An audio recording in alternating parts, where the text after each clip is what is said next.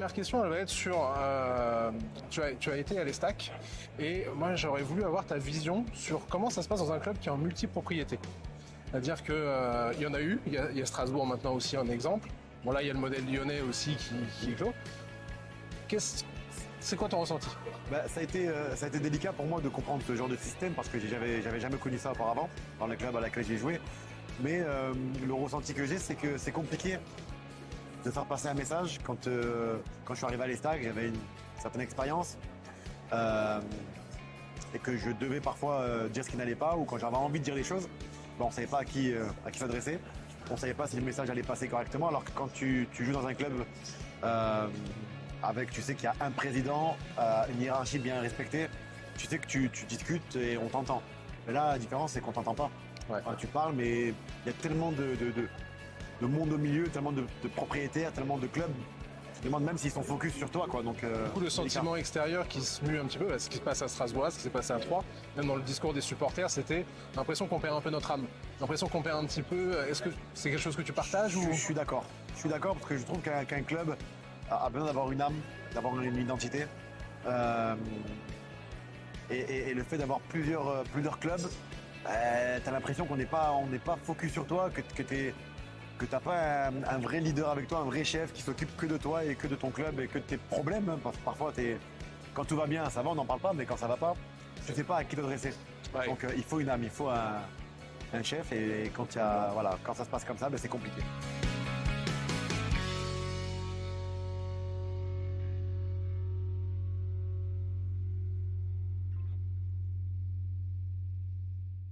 Un petit peu ton regard sur l'évolution du football marocain. Le football marocain, super Coupe du Monde. oui. On sent qu'il y a des choses qui changent aussi au pays. C'est quoi ton regard là-dessus? moi franchement, je suis fier de ce pays, je suis fier de mon pays. Quand je le vois, l'image qu'il propose dans tous les domaines, même dans l'aspect politique, notre roi, il est extraordinaire. Ouais. Il est aimé par tout le monde. De voir cette équipe marocaine pour la Coupe du Monde avec l'image et le respect qu'il y a pu avoir. Bien sûr. Franchement, on peut être que fier. Et puis on voit les joueurs qu'il y a aujourd'hui. Hein. Franchement, c'est magnifique à voir. C'est parti. Des joueurs où le Maroc aujourd'hui, ils arrivent à allier tout ce qu'il y a de mieux dans le football, entre la technique, le physique, l'aspect athlétique. C'est complet. C'est complet, donc moi je suis content de voir ça. Petit favori pour la CAN. Pourquoi pas? Bah oui, Pourquoi carrément. pas? Ah oui, le Maroc.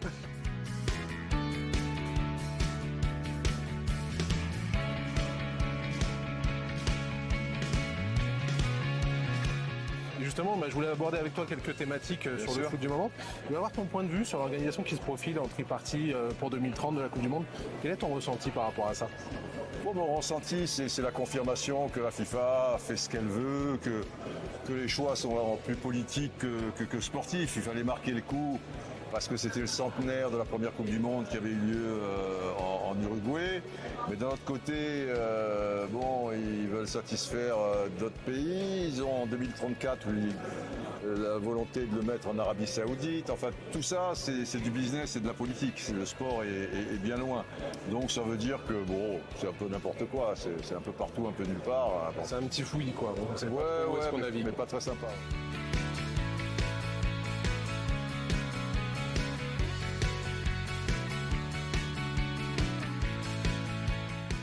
Je voulais avoir aussi ton avis sur la place du fan aujourd'hui dans la vie des clubs. Ouais. On l'a vu, il y a eu pas mal de choses qui se passent. À chaque fois que les fans sont contestataires, il y a quand même pas mal de choses qui bougent niveau sportif. On l'a vu à l'OM, on l'a vu à Lyon. Ouais.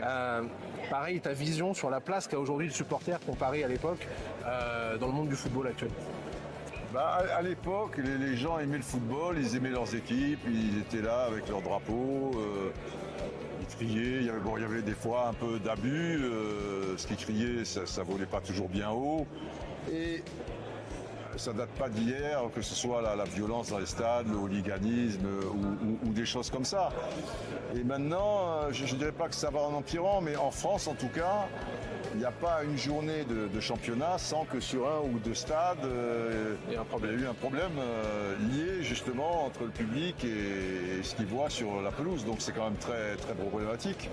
Au-delà des chants, soit racistes, homophobes ou des choses comme ça. C'est pas lié à la France, mais on est quand même, on n'arrive pas à régler le problème, quoi. Non, c'est sûr que c'est une problématique d'actualité.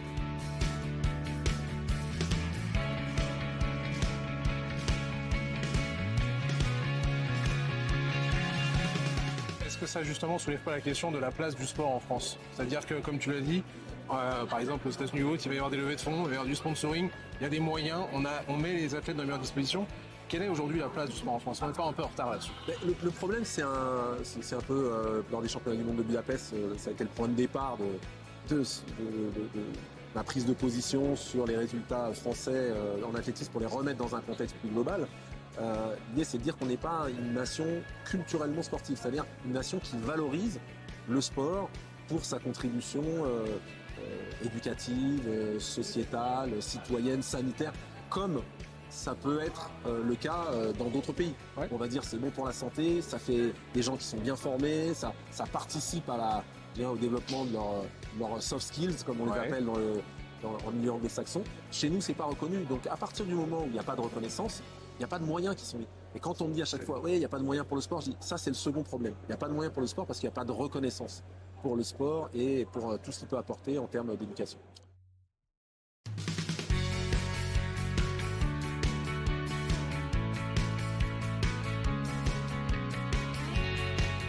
Et petite question par rapport à l'athlétisme marocain, ton point de vue sur l'athlétisme marocain de manière générale en ce moment, son évolution.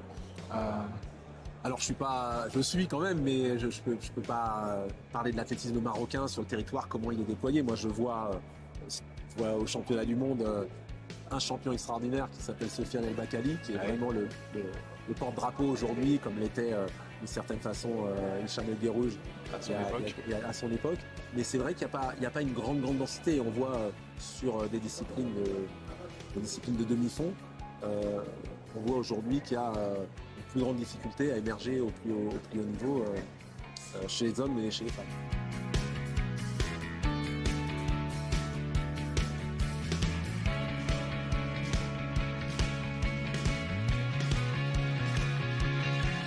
Est-ce que tu penses que globalement c'est une Coupe du Monde qui est réussie? Alors d'un point de vue sportif dans un premier temps, puis après d'un point de vue tout ce qui va être socio-culturel pour la France. Évidemment, j'ai envie de voir le verre à moitié plein plutôt qu'à moitié vide. L'état d'esprit d'un sportif, il est comme ça. On a quand même eu du monde à suivre cette Coupe du Monde. Les Bleus ont enchaîné tellement de victoires aussi avant cette Coupe du Monde que ça a attiré des gens dans les stades. Donc oui, plutôt bilan positif sur le nombre de personnes qui sont venues dans les stades, l'ambiance dans les stades qui était juste incroyable. Hier, je me suis fait un peu une rétrospective des vidéos que j'ai faites sur les 2 mois. Ouais. Et quand je regarde les matchs au Stade de France, même à Lille, dans tous les clubs, tous les stades de France, il y a eu une ferveur, mais juste incroyable. Et je pense que ça a dépassé nos frontières du rugby. Ça a vraiment touché toute la société française qui s'est intéressée au rugby. Moi, j'ai ma coloc qui me disait « Mais pourquoi il y a une mêlée? Pourquoi? C'est quoi en avant ?» Et en fait, c'est comme ça qu'on est rentré un peu en discussion sur mon sport. Parce que sinon, on n'en parle pas plus que ça. Donc une Coupe du Monde, ça met quand même du boost sur notre sport, qui est vu quand même comme très masculin, sport de combat, de contact, hyper agressif, hyper viril. Et en fait, on veut aussi montrer d'autres choses. Et c'est bien parce qu'il y a aussi énormément de figures féminines à la télévision. Je pense évidemment à Isabelle Iturburu sur TF1, mais aussi Marjorie Mayence qui faisait ses premiers pas en plateau télé et qui a grave assuré. Il y a aussi Koumba Diallo qui était sur l'équipe. Moi, j'étais sur M6. Donc c'est vrai que beaucoup de figures féminines dans un sport très masculin. Ça y est, on ouvre nos frontières, quoi. On sent que et puis pertinent en plus. C'est pas on a mis des pas mis des visages filles pour féminins mettre histoire de mettre des filles. C'est vraiment, ça a été pertinent et c'est constructif. Donc ça, c'est...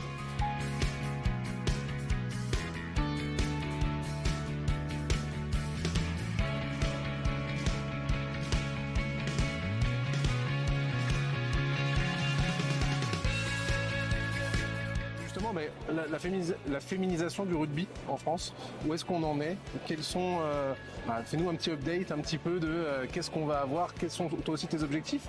On parlera après de la Rugby Girl Academy, mais on en est où? la féminisation du rugby? Alors, aujourd'hui en France, on est à peu près 28-29 000 joueuses de rugby. Alors peut-être qu'il y a eu un effet Coupe du Monde avec des jeux supplémentaires qui sont venus signer dans les clubs. Mais voilà, on représente 8 à 10% du nombre total de licenciés. Donc c'est pas grand-chose. Aujourd'hui, c'est une goutte d'eau, le rugby féminin. Il y a aussi beaucoup de filles qui démarrent, mais finalement qui ne continuent pas parce que la pratique est mixte.